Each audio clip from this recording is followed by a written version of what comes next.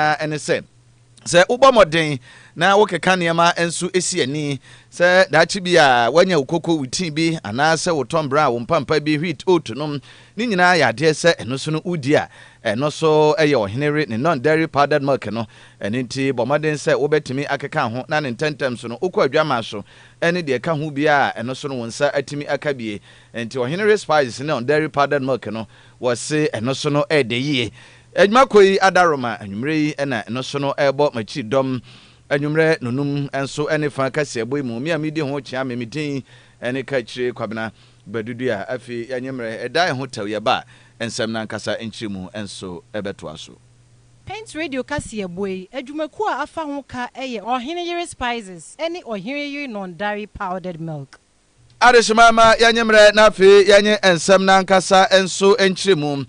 Mampanyi Excellency John Dramani Mahama na wɔtwe mu yɛsan so ɛte abia sɛ ne nani so adi hunu a big push ɔno so wɔde ɛba a ne nyinaa no ɛba bɛboa sɛ ɛkwan hodoɔ wɔ ma Ghana mu na kwantempɔn ɛne ne mpo ne ntwa ya hodoɔ so yɛbɛtumi ayi no ano ɛyɛ adeɛ sɛ ɛne nani so adi hunu ɛba bɛboa yi paa na wɔde tudwa wa bere kopie mu ɛnso wɔ Navrongo ɛne ne mpata mesirema ntifi apia ne sirema ntifi atɔ FM na ne nyinaa mu no na yɛ akwan ɛne mpo suku adan hodoɔ ɛne yɛmhyɛn gyina bea hodoɔ a ɔno so manta ne mienu wɔkyɛ sɛ ho akɔ atwe nti no wɔhwɛ so obetimi n'aban ebetimi adi bi aba hɔ na mu na mampanyi ekyirem sɛ saa kwan hodoɔ a ɛda ne ni so mfinhyia bɛsɛ no mu a wɔso ho da yɛse yɛ kwan dada ɛno no asɛ deɛ tututuo ɛne deɛ ka ho nyinaa wɔde bɛyɛ na nyɛ no so nko foforɔ de baba bɛka ho agene communities a wɔsire mantifi apia fam upper east region nom ne adeɛ nyinaa no wɔse aban no wayɛ krado wasan so awintim akyi so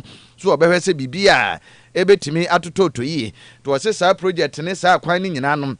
ɛyɛ adeɛ sɛ bi push no mu ɛna ɛno so no ɛyɛ adeɛ sɛ ebetimi ɛde akɔ ɛno nti na wogu so a ɛyɛ ntotoyɛ ne deɛ ka ho nyinaa na ni so ade hu nyinaa sɛ ɛno so no ebetimi aba mu na mampanyi ɛnanam atrankonwa ɛne di ahyiamu a wɔde saa no ba nyinaa ɛnso etimi ɛde ɛma wɔno na ne nsankaye mu no ɛna wɔhyerɛ wɔn sɛ deɛ ohia nyinaa ɛyɛ mpaebɔ ɛne akitae sɛ nananom adehyia no so sire mantifi ya de sɛ na pie ɛfam so no betimi ata abayachi na afi wasere wɔn mpaebɔ ɛne ahoden ɛnso atimi ɛde ama na ne nyinaa mu no ɛna ya de sɛ ɛbɛboa ɛma no so nani so adi hunu a wɔhyɛ ho bɔ sɛ ankrankra obi bia dada setram yedie beso atimi akɔ nkan no saa da so kɛseɛ no ɛnso atimi abam na mampanyi egyina mu na nmatankonwa ɛna edin kɔma a wɔde saa amanaba hodoɔ nyinaa etimi enso ede eto edwa wabra okoko pie mu na one nananom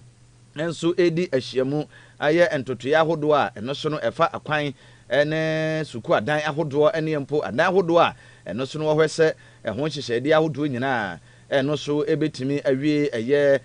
emudi ahodo ni nyina eno mu ena sabrede mampanyi enso ekoya wode saa mani eto edwa na eguso ahwe sɛ ene enso ebetimi yensa betimi aka ene no sɛ eba sɛ de nhye nyina sitie no a yɛbɛbɔ ama mansa nyina enso atimi atibi na yɛbɛtoa ensɛm no ɛso na yɛtoa ensɛm no ɛso no yɛbɛbɔ enso ɛde awura ensɛm fufuru mu mampanyi sɛmu a na wɔtwe mu ne ati bi ofa gold board ɛho ensɛm no maame abena ɔsɛe asare a wɔyɛ atiwa h mrahyɛ bedwani okɔ mrahyɛ bedwafie so a donkuma no wɔno ɔkasa efa sikasem enso entotoye ho maame yobi a wabe a wonim mu yie pa enkane eba besome se soafo abedi akiri a wo hwe Ghana sikasem enso entotoye so na ni nyina mu na awotwi mamane a wobɔ no eche se gold board ene no eyade hye nyina nimsem se de wabɔ amane dada no se Bank of Ghana ene abɔ amane bi se sika wodo bi a nei ekokɔ wura gold board mu no ebe se opepepe no American dollar no ba ko ne akiri ponso 1.7 billion ena sabire de ya hwere enam gold board nhyehyɛ ya hodo bi a wɔyɛ ya International Monetary Fund a wɔn so no eba bɛhwɛ yɛn krata mu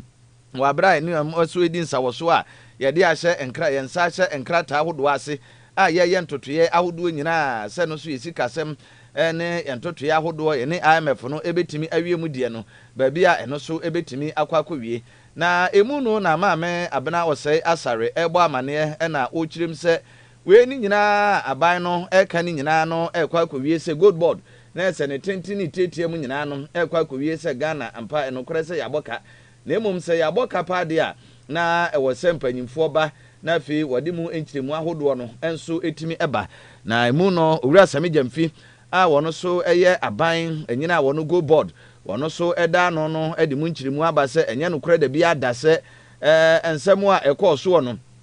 bibi saa enso atimi akɔso ɛninti wɔno so atonsa de apremra sebidwafoɔ sɛ nei ɛne kyena mu bia no sɛ mpo mpanyimfoɔ to wɔnsa ɛde frɛ no a wɔbɛba na afei watimi aba abɛkyerɛ ensɛmu na sɛdeɛ ensɛmu a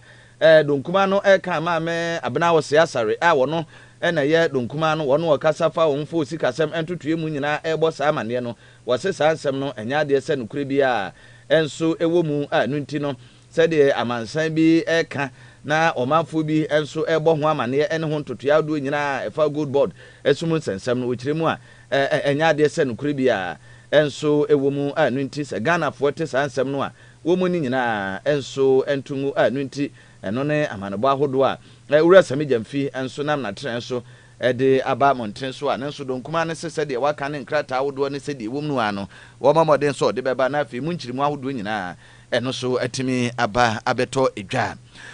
Ghana Private Road Transport Union GPRTU empanyimfoɔ enei enso de kokɔbɔ ɛde ma transport operators ahodoɔ a wɔn so wɔ ma Ghana mu na wɔtwe mu no ɛna ɛte yɛ sɛ ahyɛnkafo ahodoɔ bi okokɔ kɔmiame ahodoɔ no a wɔn ɛde wɔn ankasa pɛ atototo ahyɛntiadeɛ mu na emu no na Deputy Public Relations Officer ma GPRTU owura Samuel Amoa enei enso sɛ nhyehyɛ ahodoɔ a empanyimfoɔ ɛhwɛ sɛ lorry fare anasa ahyɛntiadeɛ no wobetimi apagya mu nyinaa no ɛyade sɛ de broni da ne da no kasa in consultation with transport unions ahodo a GPRTU proto anom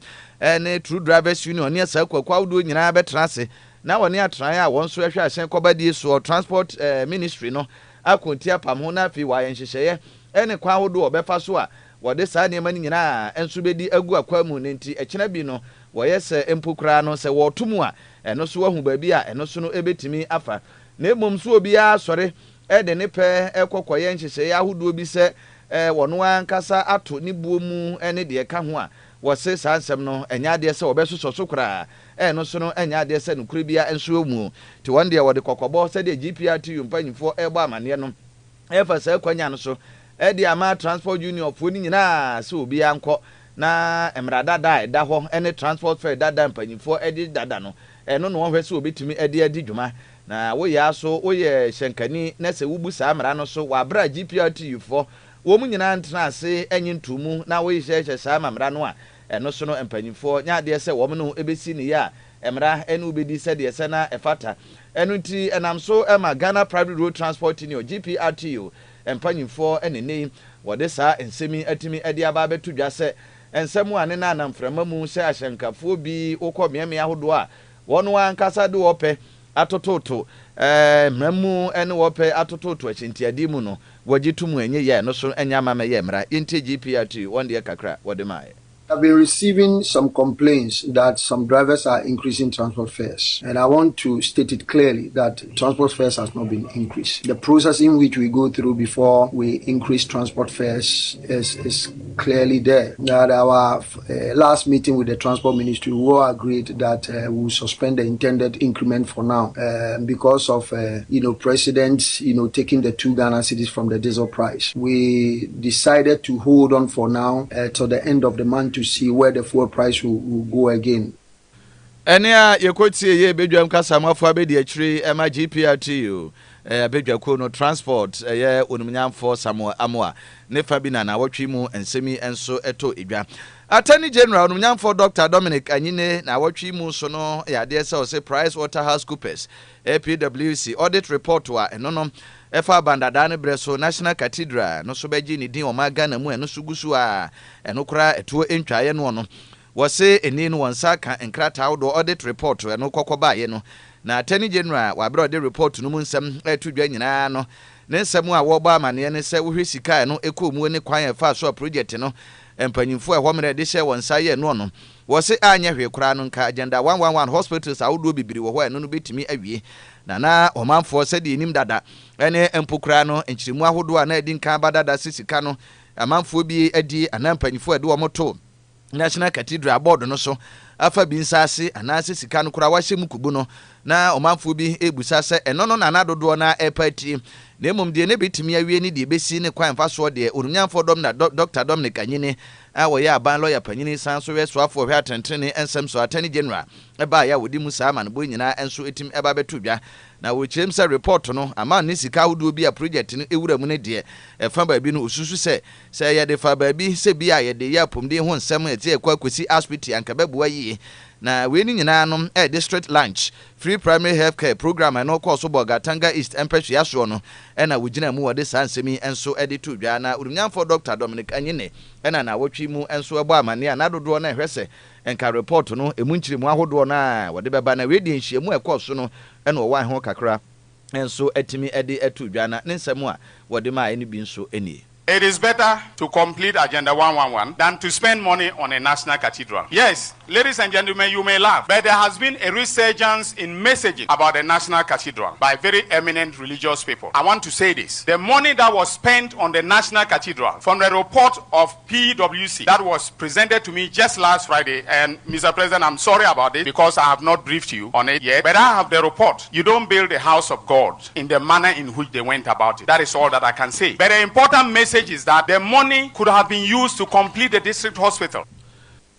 Yekoti eyowura Dominic Anyine wono ene ya ban lawyer panyini esanso esoafo a wo hwe atentene ensem so ye attorney general na wotwi mu enso nhyiamu kase no course bo Gatanga East empehia so no anempehia so ampanyin so ko hobie no ena sa amane yi enso wode etu edwa Asante Mantemu atran hwe apomde ho ensem so metira Ashanti Regional Health Directorate no enso ebo amane na wotwi mu se wo hwe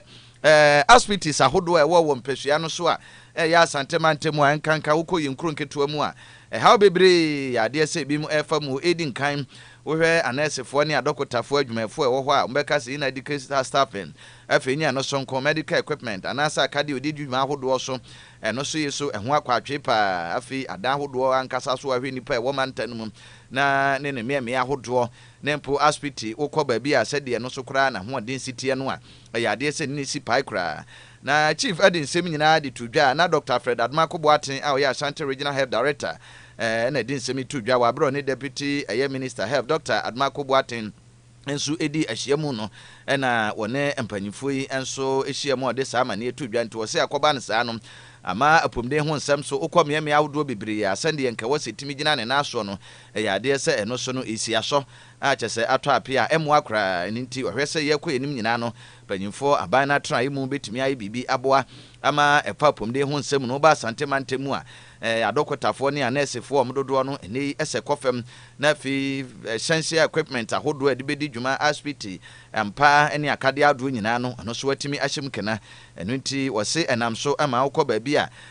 maternal mortality rate eno wo suru bebre wo ba Asante Mantemu ama me no asebe wo mkọ awo so awo ma anase mofra na otwere wo nkwa no enye eno so nko afi efampere wanyinsen so no ya de se eno so ewo suru ye family planning so dodo na no empeye sebe a wo ebetwa so ni nyina no eno nti sa ne ma nyina no ama how kase pa fa pom ne hu nsemu ba Asante Mantemu a eno so emu apaja na ba sa no a ne nka wose yenya infrastructure na sa dan hodo adokotafo mu a nesefo ne apomde atran ya hodo no so a wom so ebetimi aso sa dodo ya nhye ba hospital ahodo no so na akoba ne sa no na enam so ede hawi aba mantam no so na inti sede Dr. Boaten enso ejina mu ede sa ensemi nyina Admako enso etimi ede mai. Key challenges for the region, and now we decided to just come from 2023, 2024, 2025, just to list them. One, highest on the agenda, high maternal and perinatal mortality. We also been battling with high teenage pregnancy, low family planning coverage. The other one that we also are challenged with is inadequate staffness. I'm coming from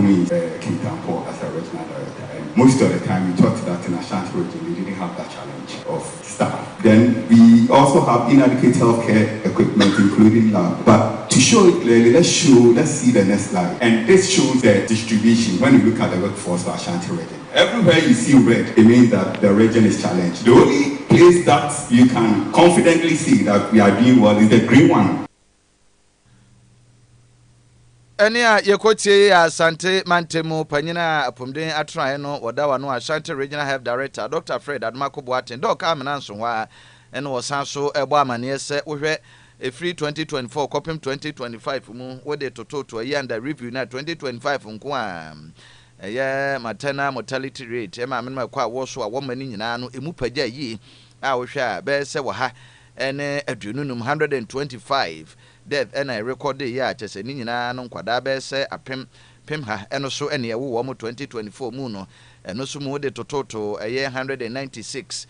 maternal death ya eno so no 2025 mu no a na chese apagya pa na chese wo hwe 125 no a eno no 2024 ayura mu no na 196 ma me no ekwa wo so a wama enti na eno so no ha adwene eno so wogina mu e de sansem no etudwa. I've been wanting to talk about maternal mortality ratios and not to use numbers for international standards. For the discussion, I'm going to use maternal mortality ratios, not numbers. So if you look at the Ashanti region 2024-2025, and we are looking at maternal deaths per 100,000 live births. In 2024, it was 195.6 mothers died for every 100,000 live births. And then in 2025, we had 196.7 mothers dying per 100,000 live births. And you can see in terms of the contributions to this figure in the country. Ashanti, as Honorable said, is leading. Dr. Fred Admako Boateng Doc and so Asante man temu apom dia try mo panye kwanchefo a woda onano. Ye be fra apom di mu nsemu na wotwi mu so de atwagu ye Cocoa Board panye kwanchefo Dr. Randiabe and so echrim say Cocoa Board Bill 2026 name ra shebiafo akwakwa hwe anim se mampanye de nsa be hyase na no ababe ya mamra ni nyina wosensemu amanfo bi eka efa ho enkanka unua no donkuma na fa misinformation no ne sa misconceptions wose Ghana fo muntungu na nya de se nukure bia wom na ya de se eba beboa yi pa na lunch no ya de se Ghana Chamber of Cocoa Marketers ena hia mu ena mampanyi enso na msifo mpanyifo ahodo eno ko bi nyina no panyina wonso ye cocoa board no wada no Dr. Randiabe ade sa amani edi tudwa na wasi wi no eba be transform cocoa sector no kra ifrekuafo de so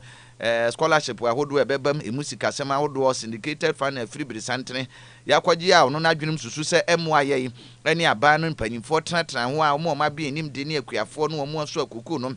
eba ni dwadie ntutu emu farmer no ne die nyina nim ho bi trans ka otimpa ho no so de wonfa sa mamra no no yade a eba beboa yi ti se de Dr. Randiabe a wo ye chief executive officer ma Ghana Cocoa Board eba amane ne se ensemu akuafo amanfo bi kankanka donkuma na famu dada nkrofo tu famedugu anim nyina no wase wo montungu kra na we no yade a eba beboa mamra no fa ba bi bebre beboa enkanka ye kokoo no so a ne ye tugu ema de ye galamse ene ho ntoto ya hodo se be ya kokoo be gina ne naso kuafo de so de so ne benya fair prices simple ewiase adwama de so de no ekofemu a enkonkɔ ese de ba be hikuani nani ene de be ba ye twam a ne nyina no saa ne ma no ye se ye kokoo sector no so be gina naso enti so bi ate se ampanyifo akwɔhya amamra na no eba betata kokoo akuafo emma kokoo no suntumpo a Dr. Randiabe a wono Cocoa Board woda no no kyirimu asansam no no kribia enim. The success of the reforms require the cooperation and participation of all stakeholders, especially members of this chamber gathered here today. It is therefore unfortunate, still speaking about the bill, that we have persons or group of persons who have gone on a misinformation and disinformation drive. For instance, you take the issue of protection of cocoa farm. In all our consultations and meetings with farmers, and I'm happy that they are here, you go around and the two key things that stand out in your interaction with them and what they want done are about price and the destruction of cocoa farm. We got to BBNE and a group of farmers came to us and informed us that 3,000 hectares of their cocoa farms were being destroyed for the setting up of a bauxite refinery. Every single week, I receive petitions from farmers who come complaining that their cocoa farms are being destroyed for one activity or the other. If it is not mining, it's lumbering. If it's not lumbering, it's real estate. What this new bill seeks to do is to deal with this problem comprehensively. Na Dr. Randiabe wono na Cocoa Board CEO obo sa amanie echirimu se emra ebite se ose womunua binom ede na monten so etumframa egu cocoa akuafo ani nyina kowie se cocoa a manfo ese no no abanya ya amamra se ansa kora na cocoa betwagu de bedua bibi fufuru bia na de bibi fufuru bia no bagitumi efiri aba ho no wose ne omukọ monten so ani cocoa akuafo bi edi nkomu nyina de kofiri mu ba yesa ba bi te se ne bibie ni nom Obeko Kuyafo dodoɔ no a so wɔ hɔ a esie ye ba bitu agudie bauxite wɔ na je se koku hectares insatase yantam a ye dwirigu ese de ba betu bauxite ye ba besi factory no ha won pa bebre yakokɔ koso ano no trase na ose dabi enti saa nipa bi betu saa na mo no ɛwɔ sɛ ne ntentem so a no mpanyimfoɔ etimi eyi mpanyimfoɔ asotiri na no saa mra no etimi abokoku Kuyafo no ban eni nti na ɔmo yɛ saa mamra no na nya de ɔmo nuanom de namo a ɔmo so no empo ɛbɔ saa amane no Dr. Rendiabe na wɔtwi mu wabra nhyiamu kɛseɛ ɛno so ɛkɔ so wabra lunch Chamber of Cocoa Marketers ɛnso no na wɔde saa amane etudwa na wɔtwi mu ensɛm adoa etwagu yɛ ne si akyiri ana sɛ ne mobɔso bi na igusua ede ebrem Pen Radio 100.1 ye nonum ne fa na wɔtwi mu so no kase ebo na igusua ede eda mu na ye befiri eno so na afi ye wuram sremantifin apfm Mampanyi John Dramani mama adehye nso sremantifin apfm bogatanga ne mpasua so enso abomu nyina so anono ba ese bibia de na kwam se sabiri de Upper East region won so atadwe ba bete de ne na ni nyina mu no kwakwawie se airport ana se wimchen gina bia abro so a afi ba ko de ene ye wom so ebenya bi eni nti se wo ya no se bi ofrin kran ekọ Upper East region no nam se wimchen ni ho no wo ya nfa wimchen age so kosi tamale no asan so afa hyen boss wa no so no wan kokora no fa fam ano do hwere be se 9 hours ansa na no so no atimi afiri tamale akwakopiem Upper East region ho enti ni nyina ye haw kese pa eni nti ene no we no eba beboa no apa ni mienu se east ene ne west ye sremantifin bogatanga ne wa mu nyina no eno no eba beboa pa nti ne ntentem so a se wo ya no tu afiri tamale na ekọ ho wo firi nkran ofiri kumase ya ba bia no ne obetimi alande ama ne ntentem so so atimi aha wo no ahyese enye niema ba ko mienu bi kura no a enka we de ne ntentem so kura na dada so ho te se wa de ni sunwa mu nyina no upgrade wo ba be pagya mu yie no so ye nani so adi hunu kese na wɔtwi mu wo bonsra ekopie mu sremantifin ne ho so fa wiem hyen ne de no Mampanyi John Dramani mama ɛhɔ so ɛde ɛhɔ de enso etimi ɛde maaye yenti ni nsɛm no ebi. And so, like he said, the project is 24 months. I've been following the process of the procurement. I want us to let it go quickly. There are 3 airports. Wa Airport. Wa is getting a new airport. Upper East is getting an airport. And then Sunyani is also getting a new airport. And so we hope that by the end of the year, we'll come back here and we'll cut the sod for the airport to start. Even though they've given 24 months, the contractors are sure that they can do it in a shorter time than that. And so very soon I'll come back, join you, our paramount chief and the people of Upper East to cut the sod on this site for the provision of the airport.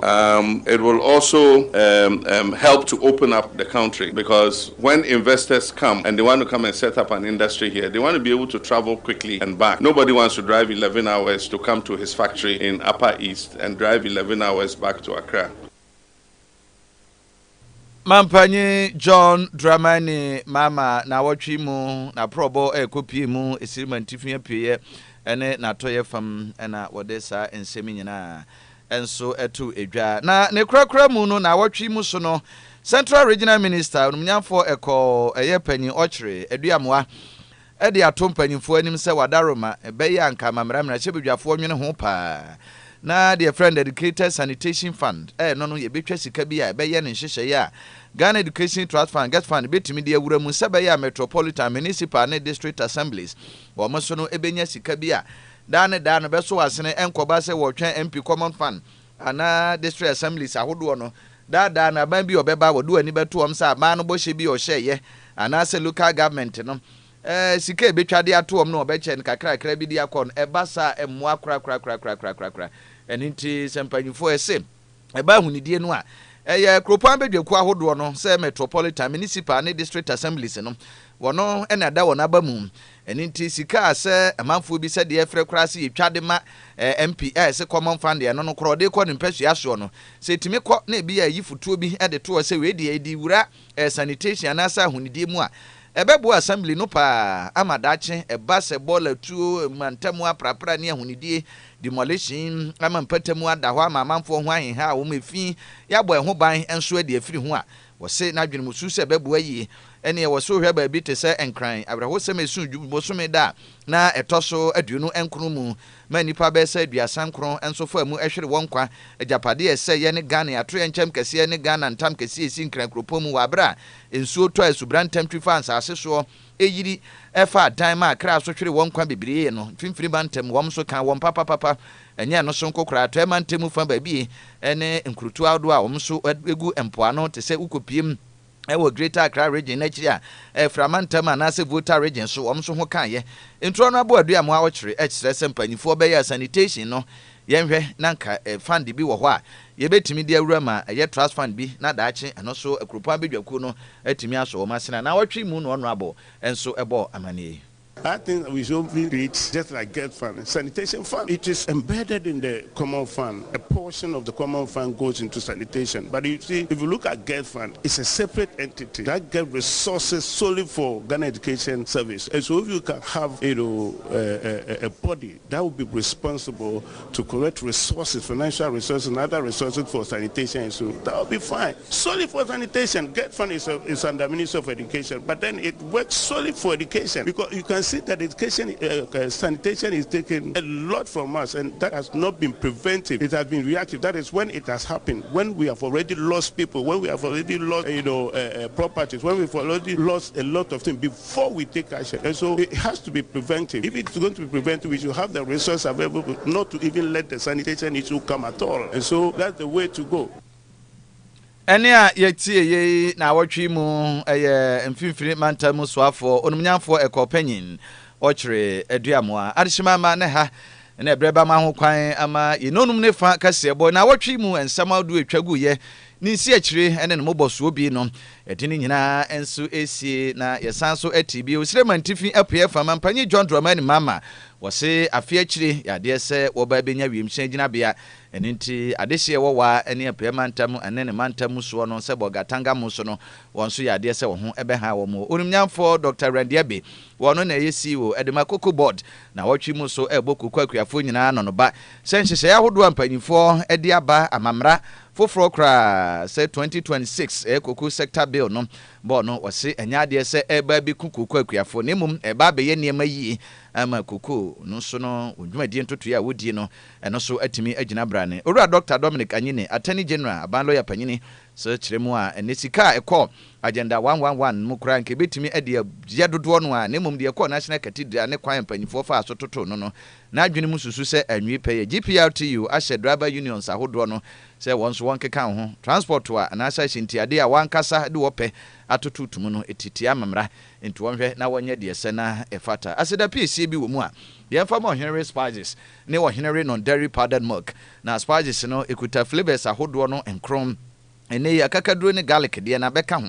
jollof rice shrimp beef chicken and assisting beef goat noodles no ni nyina ya de se etuetua nti obapa unkwa bede omumu bede se wonu aton wudie wode soma de hye wo mpuntuo bi na aba na adwumadie bi na wokoye nuane ahwese obapa ne de ene onsa enso betimi aka ne spices ni bi non dairy powdered milk no ho ya ne special de ama mmofra ne mpanyimfo eno su nuane ensuo ma yedi bia de non dairy powdered milk egum de hwese no so be ya obapa enti se ye kuku dokono no ahono wo gari bi utin na wutwa oat mpampanom ene tombra ma skenum nyina ne de wo se etimi ya ohenere non dairy powdered milk ya yitu akoton ankrankre shops ahodo bibia obetimi afre amane 020 7805398 and 0244525908 aseda PC bio ewo mu ebeko newsroom ame amaboama samfo panyin na dama kwabena usu aduomi ene afiafo suima wonyina adaroma ne sansemi mu ema minya mu ahoden enso etimi ede bae ne kontina nkasa na daroma ne enso ede ko social media handle no so YouTube live ansemi ni nyina enso etwagu ye fe yase adehye open call junction Damte Information Center na daroma ntino wono so otwa hia ho ba bia ene koduru ye bia enso ya de se wote bi meso amedi ho chia memedin ene Kaakyire Badu Duah abema adehye nyina mo ene tia enyado midofo a minni